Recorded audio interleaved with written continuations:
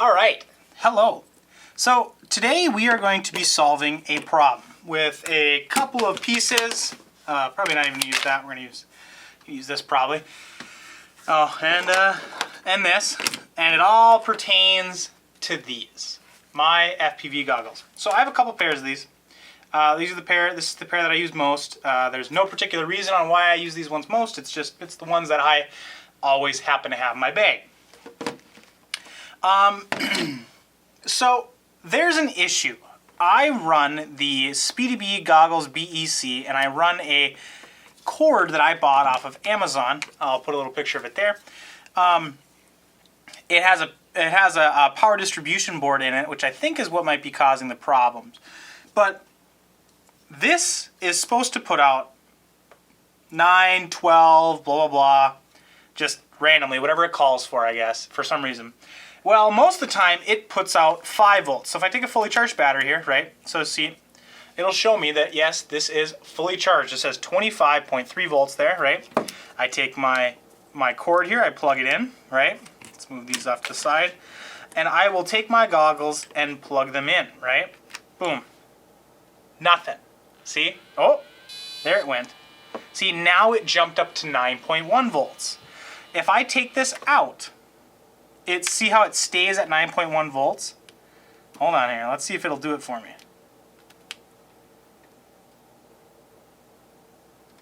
Okay, see, it says 0.1 volts, right? Watch, or 0.0 volts. Ready? So I'll plug this in. Nothing. See, it's 0. It says 0 for some reason, right? Even though it's plugged in, it has power, it's not even sending current for some reason, right? So that happens occasionally. What else happens is I will take this, I'll plug it in, and now, see, it's sending out the 9.1 volts. Sometimes it will send out like 5 volts, 5.1 volts, 3 volts for some reason. And I've spoken to SpeedyBee about this, and they say that's not really supposed to happen. They're saying, are you using our cord that we send? And I say no, and they go, oh, well, that's probably your issue. It shouldn't matter. I'm thinking maybe because this has a PD in it, a power distribution board, that is what's causing the issue. So, today, we're going to eliminate this hunk of junk entirely, okay? And we're going to use this cord that I want to use, and we are going to build our own power distribution board that's going to put out 9 volts, rain, sleet, or snow, no matter what, like the Postal Service. This thing is going to work, right? So that's what we're going to do. So, first we're going to need to obviously solder on an XT60 connector. These wires on this are 12 gauge. That's a little big, okay? So I have some 14 gauge, which granted isn't that much smaller, but it's just small enough that I think it'll fit a little better on these solder pads, right? So that's what we're going to put on here. So I'm going to get those opened up, get those prepped, then we're going to cut off some wire. I'm going to grab this connector from here, and we're going to start with our soldering, and then I'll have a little bit more to explain to you. All right, so now that we have our connector soldered up, we are going to just strip back our wires a touch here, like that, and like that. This thing is still very hot. Dip that in the solder.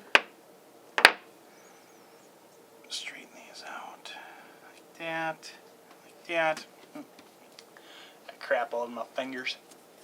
All right, so this is our power distribution board. So I already calibrated this one, but when you get one that's brand new, you have to give it power, right? So I did that with this. I just soldered these on real quick. This is just a crappy one. I didn't really want to use this one because I'd like it to look nice, because I'm intending on having this in my pocket for quite a while. There we go. So you solder your power up, right? You hook a battery up to it, and you're measuring your out with a multimeter. And what I did with the multimeter is I'm measuring to make sure that it's putting out 9 volts or just above 9 volts, basically, right? Because that's what my goggles need. They need 9 volts, or somewhere in that range, right, in order to run. So I'm making sure that I'm not going to just put out like 25 volts and fry my goggles, because they're not rated for 25 volts. So that's a pretty simple, easy thing to do. I could make a video describing that to you guys if you want, if you want me to show you how it's done. But, you know, I think most of you will be able to figure that out. And if you don't, that's all right. I'll be more than happy to show you. All right, so we're getting our ends tinned up here. Okay, little positive, little negative sign. So we are going to take our ends, dip them in flux, and I'm just gonna let my solder, let me get some solder on my tip here.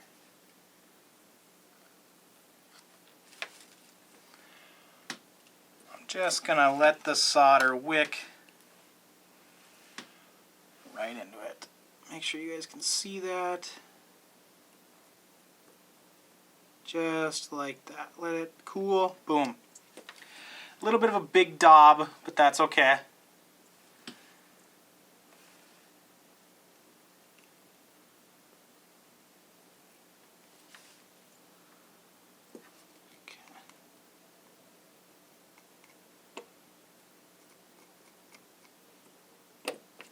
Alright, so that'll work for now. I'll probably redo those because they do kind of look, this one here looks like garbage, but that's okay.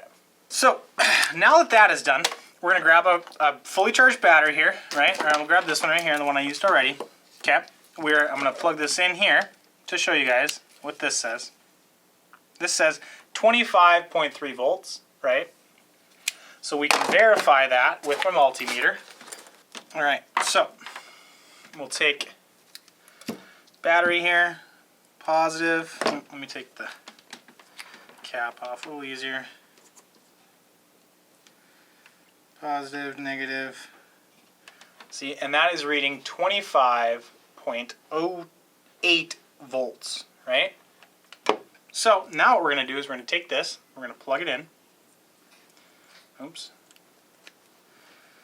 See, so we have a red light there that is showing that we have power. I'm going to take this multimeter here, I'm going to bring it out in front. And positive and negative. Let's see here, what are we getting? 9.05 volts. Right there. So we're getting 9.05 volts. That is perfect. That's exactly what we need to run our goggles. So now, we're going to have to sacrifice a piece of equipment, which is not too bad. I kind of knew it was coming. We're going to have to cut the end off this cord, remove the power distribution board, and solder this up to the board. So, oh man, this is going to hurt. Oh, that didn't hurt as bad as I thought. That's whatever. So, I'm going to give myself a little bit extra cord here. I'm going to just throw this end over here. This can just disappear. Alright, so we're just going to roll back our sheeting a little bit, and we're just going to score this inside here.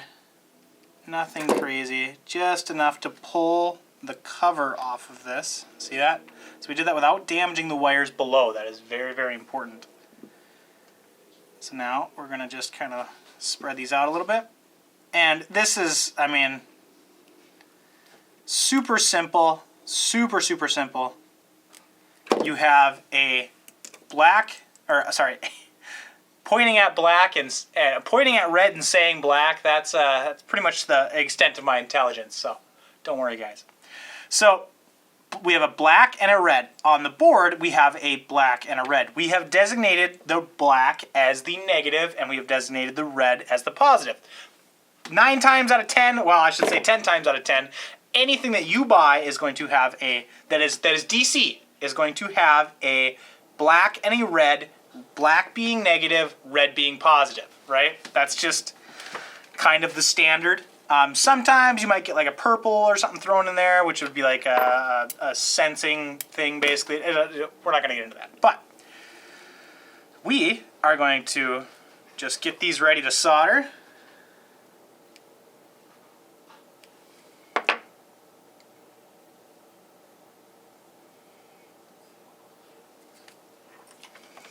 So I'm going to just tin these ends here, get some solder.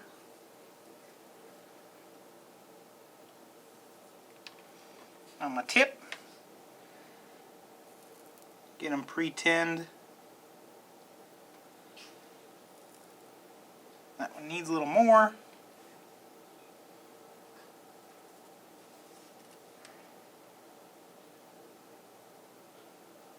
Boom. All right. So those are a little long. I'm actually going to cut it back just a touch. Just like that. One more time, just like that. Just so it's a little shorter. A little bit, you know, looks a little nicer on the board there. All right, so now we obviously need to tin our board terminals. Or the terminals on the board at least. Put some flux on there. And we're just going to drop this on there. Oops, too much, not enough.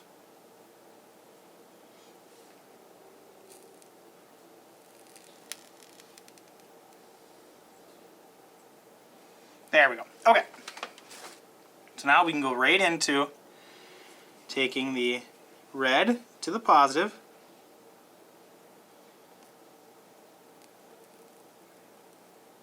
Boom, just like that. Oh, I moved it too early. One more time.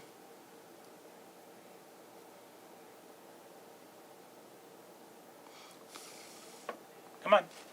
Cool off. There we go. All right.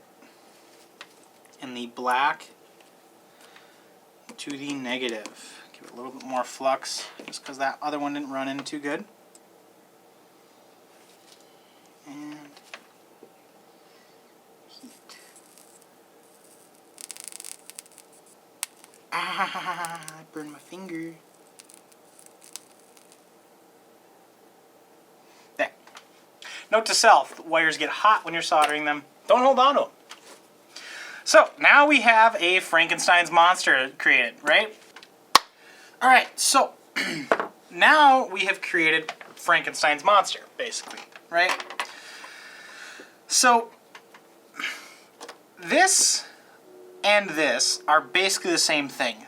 This has some advantages, or, well, this has some advantages that this doesn't. One being that this is actually like tested and this has safety regulations and stuff like that. The other being obviously that when you plug your fully charged battery in, it tells you the voltage, right? So it tells you the voltage, 25.3 volts. This does not. This will also shut off an alarm when you have too low of a voltage on a battery, and it'll stop. You can customize an alarm set point. See? Right? So I want it to alarm at 24 volts. When it hits 24 volts, that's when I want it to alarm, and it'll shut it off and alarm at me. This right here doesn't do that. It doesn't do that at all. It will not, nor will it ever, because it does not have those capabilities. There's not enough. There's no place on this board to put anything like that. I could maybe commission one from PCBWay, but that would be a lot. This product that SpeedyBee makes is very, very, very close to perfect. This is their third version. I don't know where 1 and 2 are, but if they just added one more piece of functionality in this to like lock it out so it puts out 9 volts no matter what, it would have been perfect. But they didn't. So that makes me do things like this. So here's the moment of truth. So we're going to just one last time plug this in, right? We have a red light indicating that there is power flowing through the board. We are going to grab the multimeter. We're going to grab our multimeter here, set it to DC. I'm going to slide it in right here. And we're going to just double check one last time.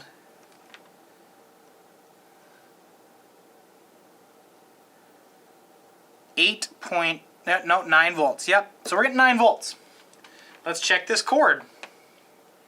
So this is probably center positive, I'm betting. Yep, and we're getting 9.04 volts at the end of it. So we're safe, right? We're safe. Let's go ahead and plug it into the goggles and see what happens. Here we go. They power on right away. Just like that. They are running perfect. Boom. We have video. Well, we don't have video, but we have power. We have successfully created a 9-volt power supply, or a 9-volt PD, power distribution board, for our goggles to run off of indefinitely, right? And when I say indefinitely, I mean that this thing that we have created will literally run until there is no power left in these cells, which is extremely dangerous for these type of batteries. It will run until it melts. It'll run until whatever it is powering melts. It has no care of safety whatsoever, which when you need something to run is pretty great. But there's a couple drawbacks in that. One being that I have not tested to see if this builds up heat. I'm guessing from the amount of low current that this will be putting out, it'll build almost no heat over an extended period of time. The second being that I'm going to have to find a way to cover this. I don't have a 3D printer. Some of you might. Some of you might have an idea on how to build a container for this out of a 3D printed thing. What I am most likely going to do is conformal coat it and put heat shrink over it. I don't know. I really don't know. We'll see, but that all depends on how much heat builds up. The second drawback, or maybe this is the third now, I don't know how many there is, but the third being that, as I've stated before, this will run without knowing the voltage at all until this battery is dead. On one of these batteries, when I am running one of these, I get about 8 hours. So I'm really not worried. It's very, very rare that I ever fly for more than an hour, basically. I'm not worried that this is going to kill my battery. I'm not worried about it. But that being said, if I ever am in a situation, I'll just make sure to take extra care to check my battery voltage. I have a voltage tester, a little thing that I'd unplug this, plug it in, boom, there it goes. It's telling me how many voltage. This actually now will work as a voltage tester for me. One of the advantages to this, let's say you have a set of goggles that runs off of a higher voltage, or you want to customize this to be able to power your phone, right? Because you could theoretically take, instead of snipping off, where'd it go? I threw it, whatever. You could take a normal USB Type-C cable, snip the end off it, have a USB Type-C on this end, snip the end off it, solder these connections up, put a battery on it, and charge your phone off this. Most phones charge off of 12 volts around that. I'll double check that. I'll put a little link in there. But yeah, this will put out voltage to charge your phone. You could adjust this on the fly. There's a little screw here. Yeah, there's a little screw there that allows you to basically adjust the voltage to whatever you want. Like I said before I started the video, I already pre-calibrated this one, right? So that it puts out 9 volts. These come out of the factory putting out, I think it's 30 volts, 35 volts, something like that. These are rated to handle 35 volts, I think. I'll put the little listing up there so you guys can see, double check that. But yeah, so that's more than enough power for one of these, right? But yeah, I'm pretty happy with this so far. Time will tell. I'll obviously test this more. But for about, let's see, this was a spare part. So that was free. This was, I don't know, a $5 cord, and these were 10 for $8 basically, I think, or something like that, or less than that. I think the shipping cost more than it did to buy them.